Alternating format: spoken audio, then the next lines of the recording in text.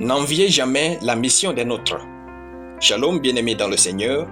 Notre méditation du jour s'intitule « N'enviez jamais la mission d'un autre ». Première partie. Nous tirons notre texte dans Jean chapitre 10, de versets 41 à 42 qui nous dit ceci. Beaucoup de gens vinrent à lui et ils disaient « Jean n'a fait aucun miracle, mais tout ce que Jean a dit de cet homme était vrai. » Et dans ce lieu-là, plusieurs crurent en lui. Gloire à Dieu. C'est l'ignorance qui conduit un homme à envier la mission des autres. Votre mission divine est ce qui a donné droit à votre création.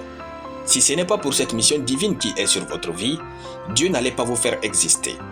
Vous existez dans ce monde avec un but précis et pour des tâches précises. Vous êtes ici pour faire des œuvres particulières et uniques. Si jusque-là, vous ne faites pas ce que personne ne peut faire comme vous le faites, vous êtes en train de vivre à perte. Vos œuvres doivent être uniques quand vous comprenez la mission de votre vie.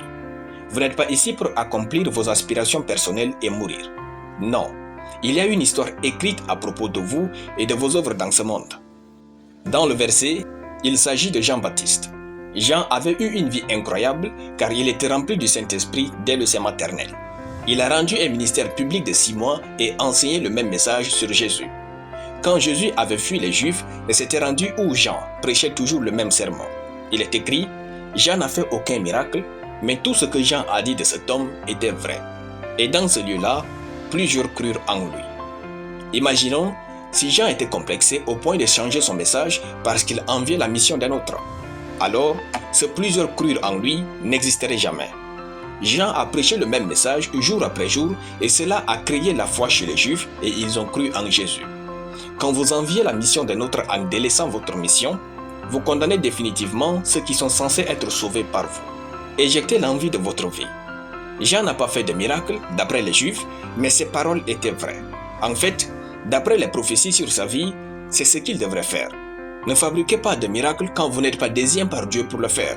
Faites ce que Dieu vous a demandé de faire et laissez le résultat entre ses mains. Même si votre mission est méprisée, le temps révélera son importance. Dieu a un agenda bien précis.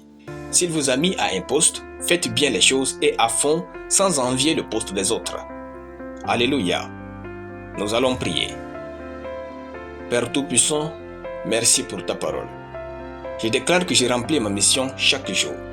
Et ma mission de vie est un succès éternel pour Dieu au nom de Jésus. Amen. La lecture biblique en une année, Psaume chapitre 21 à Psaume chapitre 25. Soyez bénis, c'était le pain du ciel.